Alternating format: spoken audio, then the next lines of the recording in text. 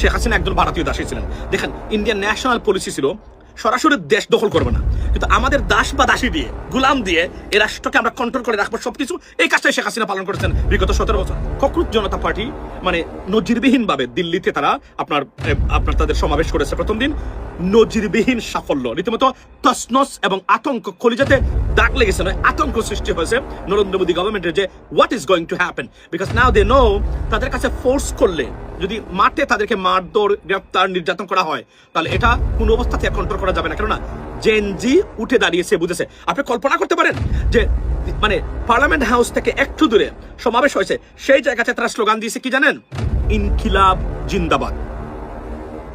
Can you imagine that? Have you ever seen that? Have you ever heard about that? দিল্লিতে parliament হাউসের সামনে, the capital of India, সেই জায়গাতে ইনকিলাব। আপনি তো ইনকিলাব জিন্দাবাদের কাহিনী জানেন, এটা তো পাকিস্তান থেকে আসছে, রাইট? পাকিস্তানিরা বললেই বলে পাকিস্তান, রাইট? আমরা যারা এই স্লোগানটা দেয়, সেই দিল্লিতে বসে তারা এই স্লোগানটা দিয়েছে, ইনকিলাব জিন্দাবাদ। মনে রাখবেন, এটার একটা প্রতিক্রিয়া এবং কি ধরনের ঘটনা এখন ঘটেছে নাও আপনার। এবং যদিও তাদেরকে বলা হচ্ছে তারা পাকিস্তানের এজেন্ট এবং মানে হিন্দু বিরোধী, এটা ঠিক বাংলাদেশে যেভাবে বলতো তারা এখনো যেভাবে বলা হয়, কোনো কিছু করলে আপনি রাজাকার, আপনি দেশদ্রোহী, রাইট? আপনি এইটা এজেন্ট, আপনি মৌলবাদী, আপনি প্রতিক্রিয়াশীল, আপনি ডানপন্থী।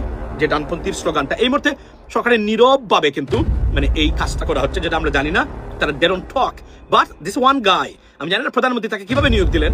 এই গাই কিন্তু বিএনপি সর্বনাশের কারণ হতে পারে, কিন্তু এটা আমরা জানি একজন উপদেষ্টা, নাম বললাম না এখন, মানে চরম মানে ইসলাম বিদ্বেষী এবং ধর্ম বিদ্বেষী বিএনপির কোর জায়গা থেকে তারা এখন জামাত নিধন, তারা মনে করেন জামাত নিধন বিএনপি করা লাগবে না, বিএনপির আওয়ামী লীগ কাটকানো নাম্বার 1 কারণ, মানে একটা মানে মূল মানে আপনার এই মানে কাজ হবে। কারণ জামাত কখনো বিএনপির জন্য থ্রেট হতে পারবে না কোনো অবস্থাতেই, মানে ক্ষমতা নেওয়ার ক্ষেত্রে। এটা হচ্ছে সবচেয়ে বড় ইম্পর্টেন্ট পয়েন্ট। সুতরাং তারা এই কাজ থেকে যদি এখন আপনি দেখেন না, এই যে ব্যাংকিং সেক্টর থেকে শুরু হয়েছে, এগুলো কিন্তু কেউ না কেউ পরামর্শ দিয়েছে, রং ডিসিশন, যেটা একদিন প্রমাণ হবে এই ভুলটা শেখ হাসিনা করেছিল, এটার একটা মানে কনসিকুয়েন্স আছে। By the way, let me go back to my point regarding India.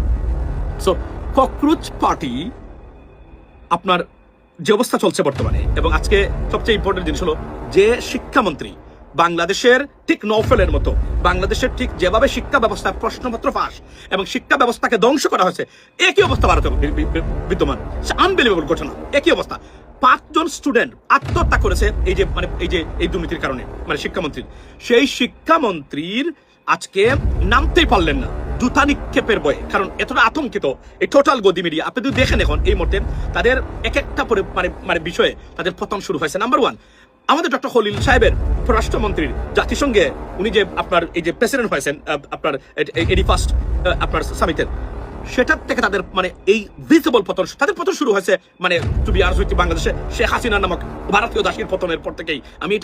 আমি আবার বলি যে ভারতীয় শেখ হাসিনা একজন ভারতীয় দাসী ছিলেন। দেখেন, ইন্ডিয়ান ন্যাশনাল পলিসি ছিল সরাসরি দেশ দখল করবে না, কিন্তু আমাদের দাস বা দাসী দিয়ে, গুলাম দিয়ে এই রাষ্ট্রকে আমরা কন্ট্রোল করে রাখবো সবকিছু। এই কাজটাই শেখ হাসিনা পালন করেছেন বিগত 17 বছর। মানে ভারতীয় দাসরা যখন শেখ হাসিনার চতুর্দিকে আসলো, একটা পর্যায়ে যখন সে একের পর এক তাকে বুদ্ধি দেওয়া হলো যে ক্ষমতায় থাকবেন আপনারাই, মানে বিএনপির মানে প্রতিষ্ঠাতা যিনি শহীদ প্রেসিডেন্ট, পাকিস্তানের চোর ছিলেন, উনি পাকিস্তানপন্থী ছিলেন, এবং বাকি জামাত মানে স্বাধীনতা বিরোধী এবং এরা পাকিস্তানপন্থী, আনা যাবে না, আপনারাই বাংলাদেশের মালিক, আপনার বাবা এটা তৈরি করে গেছিলেন, আপনি এটা দেশের মালিক।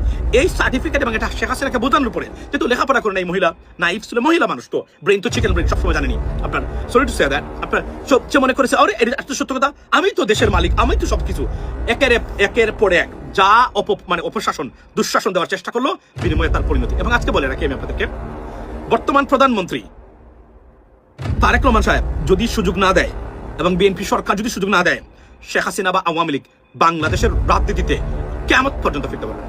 চ্যালেঞ্জ দিয়ে বললাম, চ্যালেঞ্জ করে বলছি, যদি তারা সুযোগ না দেন, এই জীবনে আওয়ামী লীগ ফিরতে পারবে না, শেখ হাসিনা ফিরতে পারবে না, ইট ইজ ইম্পসিবল। এবং যদি জামাত এবং এনসিপি যদি মারাত্মক ধরনের কোনো ভুল না করে, যেখানে যে ইন্টারন্যাশনাল ডিপ স্টেট আছে, তারা মনে করেন এদেশের একটা উগ্রবাদী সরকারের বা উগ্রপন্থী মানুষের উত্থান করতেছে এই বাংলাদেশে, এখন আমাদের একটা সেকুলার মানে আওয়ামী লীগ তো তারা সেকুলার প্রতিষ্ঠা করার চেষ্টা করে, এদেরকে আমরা দিই আসেন, এটা ভারতের একটা ইনফ্লুয়েন্সের জায়গাতে ওই কাজটা করতে পারবে। ডেমোক্রেটসরা যদি ক্ষমতা আসে, it is over for them, to be honest with you. এই 2 থেকে আমি এই জন্য বলি 10 ইয়ার্স আওয়ামী লীগকে বাংলাদেশের রাজনীতি থেকে টোটালি দূরে রাখুন। কেন রাখবেন? যে আওয়ামী লীগকে শেষ করার জন্য। শুধু এটা বলছি না যে এই ধরনের যারা কাজ করবেন, এই যে শেখ হাসিনা 17 বছরে যে একটা মেকানিজম তৈরি হয়েছে দুঃশাসনের, লুটপাটের, দেশকে চরম মানে আপনার তাদের যে গর্ব করা বা এক ধরনের যে দাম্ভিকতা, আমরা দেশের মালিক, এই যে টাকা পয়সা চুরি করেছে, এটার বেগটা ভাঙতে গেলে 10টা বছর যদি শেখ হাসিনা বা তারা যে অপরাধ করেছেন পৃথিবীর কোথাও এই সুযোগ তারা পাবেন না, কোন দেশ সরকার এগুলো পায় না। কিন্তু আমাদের দুর্ভাগ্য, আমাদের ব্যর্থ রাজনৈতিক ব্যবস্থা এর জন্য। তাহলে কি হবে জানেন?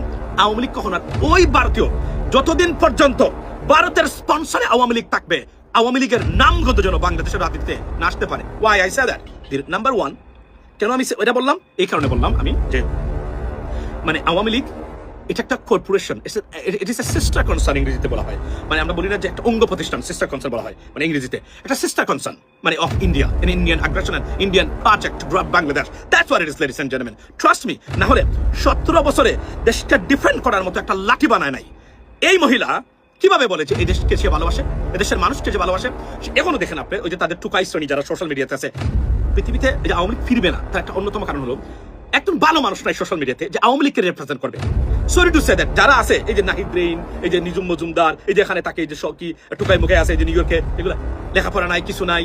এই যে দেখলাম যে তার নিজের প্রেসিডেন্ট এখানে কিভাবে গালিগালাজ করলো, দেখলাম তার মা তুলে কিভাবে গালিগালাজ করলো আপনার 2 দিন আগে। নিকৃষ্ট প্রাণীগুলা, এগুলো নাকি আওয়ামী লীগের ভবিষ্যৎ। এগুলো যেন কখনো আর বাংলাদেশের সভ্য সমাজে, they are not even compatible to be a human in terms of political. আমি আপনার যদি আমি বলি মানে আপনার এই অ্যাসোসিয়েট মানে এই কি বলে এটাকে, এই আপনার এই পলিটিক্যাল এঙ্গেজমেন্ট, রাইট? এদের ব্যবহার আপনি দেখেন। এই জন্য আমি বলছি যদি বর্তমান প্রধানমন্ত্রী এবং বিএনপি সুযোগ না দেয়, যদিও আমি 2-1 উপদেষ্টা আমি খুবই সংক্ষিপ্ত এদেরকে নিয়ে এরা কি করতেছে ভিতরে আমি তা দেখতেছি বর্তমানে, নট আ গুড সাইন। তারা মনে করে একই প্ল্যান যেভাবে আপনার কি নিছিল মানে শেখ হাসিনা নিছিল, জামাত নিধন করতে হবে, এনসিপি নিধন করতে হবে, এরা নাকি চরম একটা প্রতিক্রিয়াশীল গোষ্ঠী তৈরি হয়েছে। ভারতের বিরুদ্ধে কথা বললেই প্রতিক্রিয়াশীল। How is that possible? Bharat থেকে শহীদ প্রেসিডেন্ট জিয়াউর রহমান বাংলাদেশকে মুক্ত করার জন্য বাংলাদেশি জাতীয়তাবাদের উদ্ভাবন মানে আপনার প্রতিষ্ঠা করেছেন। বাংলাদেশি জাতীয়তাবাদ, শুধু পার্টি নয়, জাতীয়তাবাদ করেছেন উনি, রাইট? আপনি কল্পনা করেন। তো এগুলো এখন 2-1 মানে আমি প্রধানমন্ত্রীর দৃষ্টি আকর্ষণ করি, আপনি জিয়া পরিবারের মানে একমাত্র লাস্ট মানে আমি যদি বলি হোপ ফর বিএনপি, আপনি যেন এমন কোনো কাজ করবেন না, ফেল করেন আপনি, no problem, will take care of it. কিন্তু মানে দুর্বৃত্তায় তো কোন সরকার ব্যবস্থা যেন প্রতিষ্ঠা না হয় আপনার নেতৃত্বে।